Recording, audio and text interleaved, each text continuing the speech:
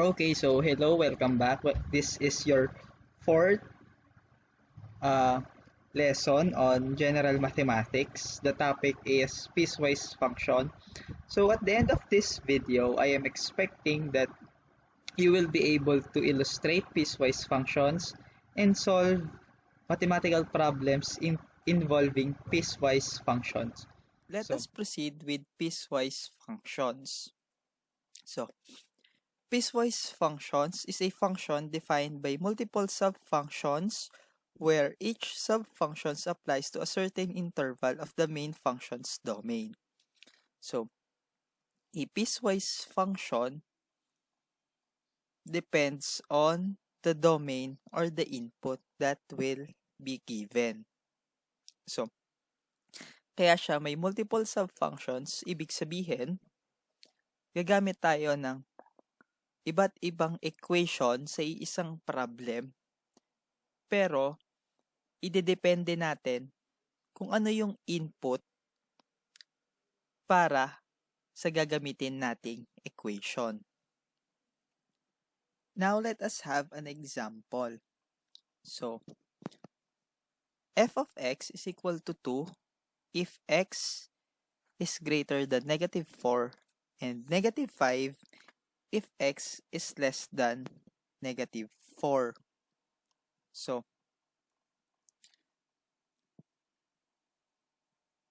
like I said kanina, so the output will be depending on the input that you have. So, if the input will be negative 1, so based on the two statements ng if, so since negative 1 is greater than negative 4, the output should be 2. So, if the input is negative 6, so the output will be negative 5 since negative 6 is less than negative 4. Kaya ito yung gagamitin if lumagpas siya ng negative 4. So what if negative 4 naman ang gamitin? So, based sa conditions ng dalawang piecewise function, kapag negative 4 ang ginamit as input, ibig sabihin, wala tayong magiging output kasi wala siya sa condition. So, another example, f of x is equal to negative x if x is less than or equal to 2 and positive x if x is greater than or equal to 3.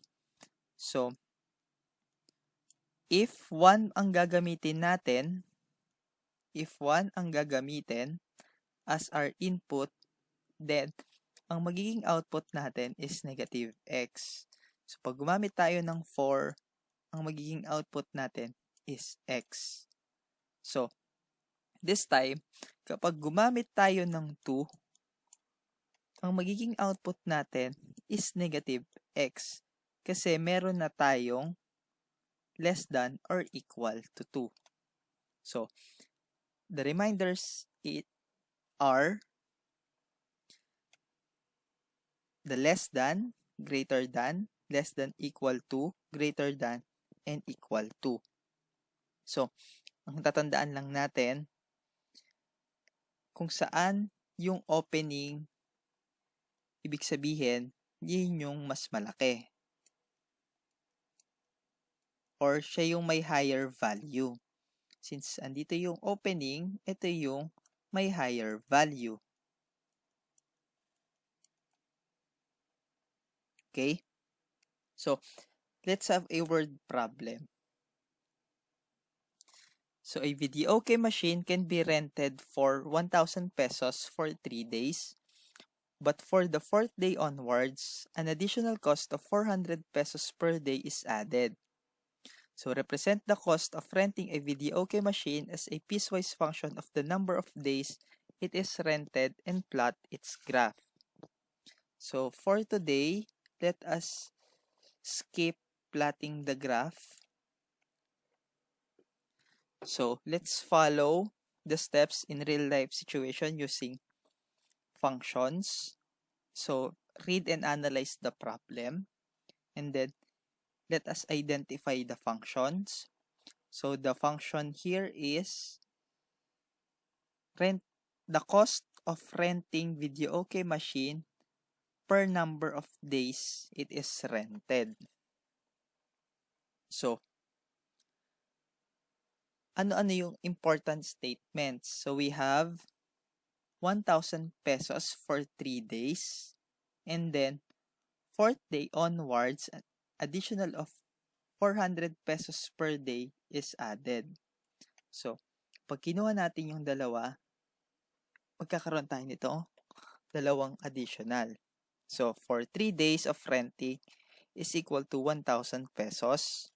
So, for 3 days of rent, the payment is given by 1,000 plus 400 times x minus 3. So,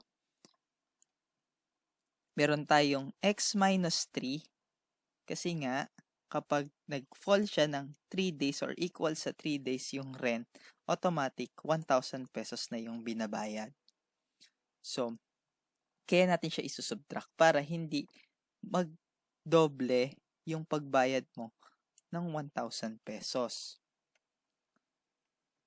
Thus, the piecewise function is payment per number of days, or P of t is equal to 1,000 if x is greater than or equal to 0 but less than or equal to 3.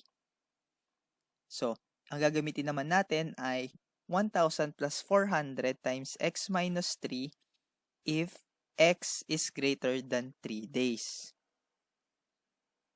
So, sa representation na yan, x is equal to the number of days. So, ito, variable na x ay pwede siyang maging d. Pero ginamit ko lang yung x para mas madali natin siyang maintindihan. So, dito din, ganun din. Instead of using x, pwedeng ang gamitin din ay d. So, we have the piecewise function. So, kapag nag-rent ako ng 1 hour lang, it is considered less than 3 days. So, automatic, ang babayaran mo is 1,000 pesos. Pero kapag nag-rent ako ng 5 days, ang gagamitin natin ay yung pangalawang equation, which is 1,000 plus 400 times the number of days minus 3.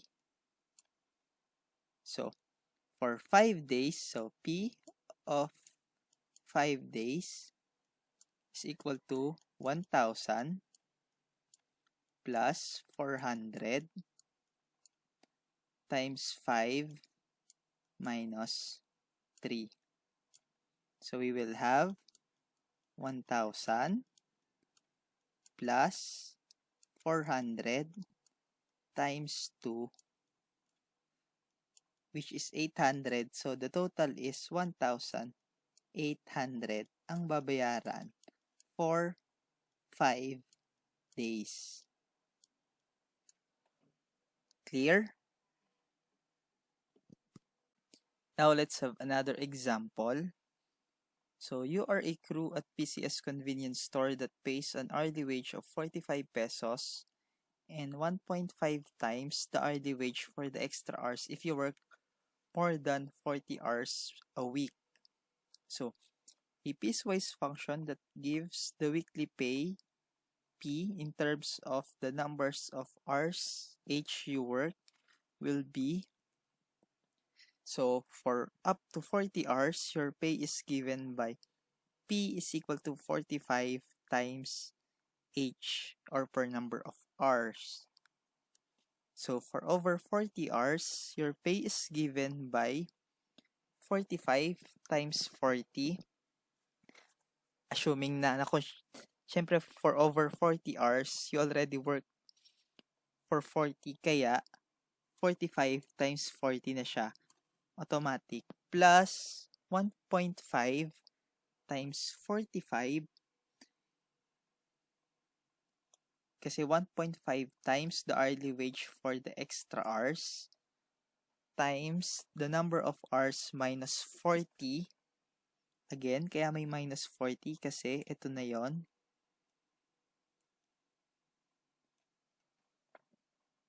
So, 1.5 times 45 times H minus 40. So the answer will be 1,800 plus 67.5 times the number of R minus 40. So, we simplify. So, 1,800 plus 67.5 times H minus 2,700, because we multiply 67.5 times H and 67.5 times 40. So, doon nakuha si 2007 at 67.5 per hour. So, you can subtract 1,800 minus 2,700 is 900. So, the computation for your weekly pay if you are over 40 hours is 67.5 times H minus 900. So, in function, we have payment per hour, or P of H is equal to 45H if X is less than or equal to 40. And then the second equation will be 45 times H plus 1.5 times 45 times H minus 40 if X is greater than 40. So, can we use this one for the second condition? Yes. So, you can use either 45 times H plus 1.5 times 45 times H minus 40, or 67.5H minus 900. So, that's for real life situation. But since we are talking about general mathematics, ang dapat gamitin natin will be this one. 67.5H minus 900 if X is greater than 40. Now, let us proceed with graphing piecewise functions. So, kapag nag-graph tayo, we use a Cartesian plane with X and Y axis. So, we have quadrant 1, 2, and 3, and 4. So, let us use the problem with the OK rental machine, where P of D is equal to 1,000 if X is greater than or equal to 0, but less than or equal to 3. And then, another subfunction, 1,000 plus 400 times X minus 3 if X is greater than 3. So, for this case, maglilet ako ng number per Y. So, per number of Y, ang magiging katumbas niya is 200. So,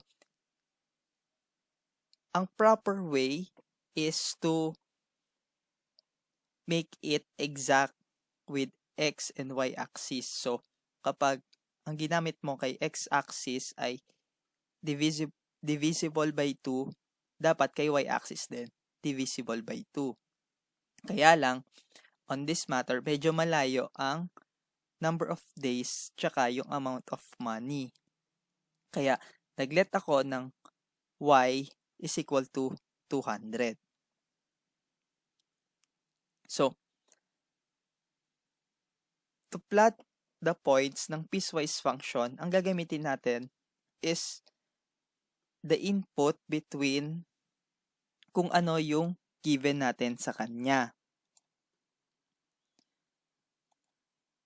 Halimbawa, itong 0, gagamitin natin yan. Yung 3, gagamitin natin yan. At saka yung mga number na greater than 3. Kasi yun yung pang second subfunction. So, let us start. So, if the day is 0, then the answer will be 1,000. So, sa normal, ang makita nating points is 0, 1,000. Pero, since nag-let ako ngayon ng y is equal to 200, yung 1,000 magiging 5 na lang. So, makita natin siya mamaya sa Cartesian plane as 0, 5. Next, if d is 3, then 1,000 pa rin ang answer. So, makita natin ulit is 3, 1,000. So, yung 1,000 magiging 5 pa rin. So, saan ko nakuha si 0? Dito. Saan ko nakuha si 3? Dito pa rin. Okay? So, next. Magkakaroon ulit tayo ng isa pang day. Para dito naman sa pangalawang subfunction. So, if t is 4, then the answer will be 1,400. So, ang makita natin sa Cartesian plane is 4, 1,400. Pero ngayon, ang makita natin is 7. Okay. So, ngayon, gagamit pa ako ng isa pang day. So, dapat kasi per subfunction, makakita tayo ng dalawang solution para makita natin kung saan papunta si graph. But since isa lang yung number na makita mo sa second condition, you can use any number. Tapos, ang gagamitin ko lang ulit is 5. Pero pwede naman kayong gumamit ng mas mataas na number. So, if d is 5, then 1,800 siya. So, 5, 1,800, kung saan si 1,800, ang makita natin sa Cartesian plane mamaya is 9. So, instead of 5, 1,800, ang makita natin is 5, 9.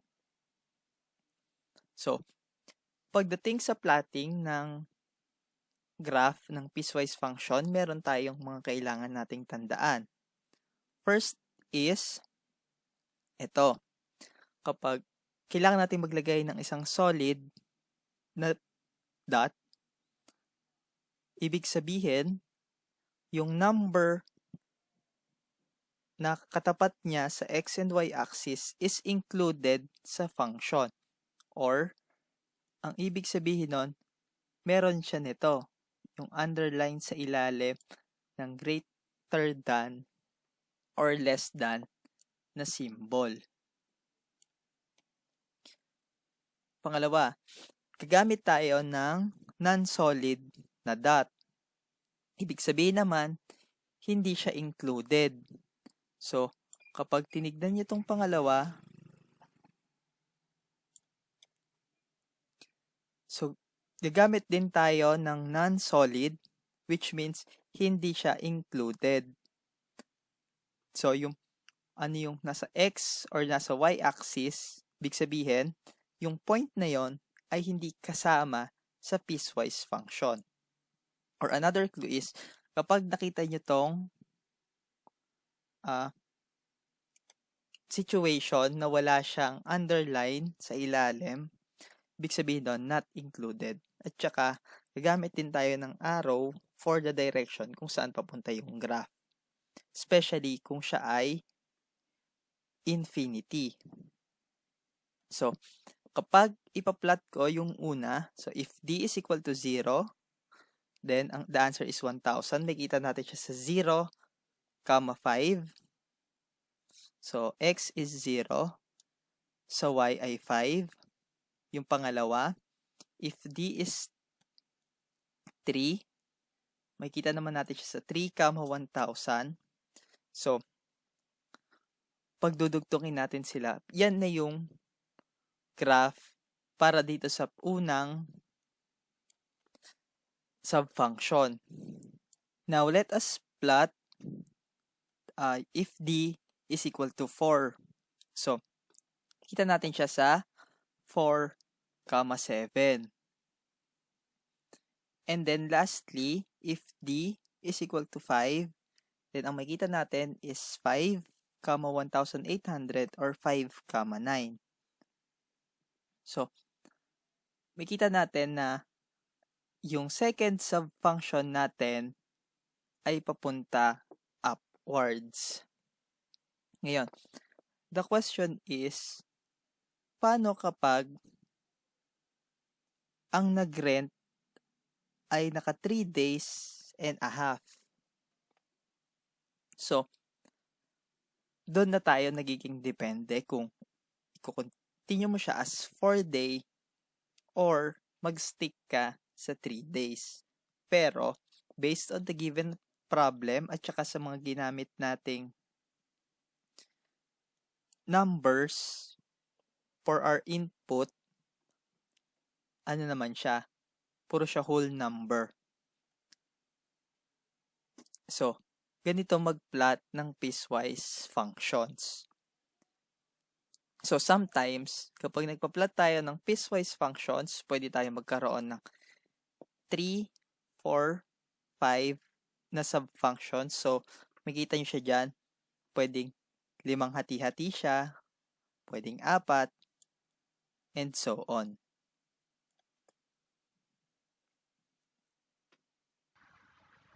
Okay, so that's all for piecewise function. So I hope you understand our lesson for today and you are able to solve mathematical problems involving piecewise functions.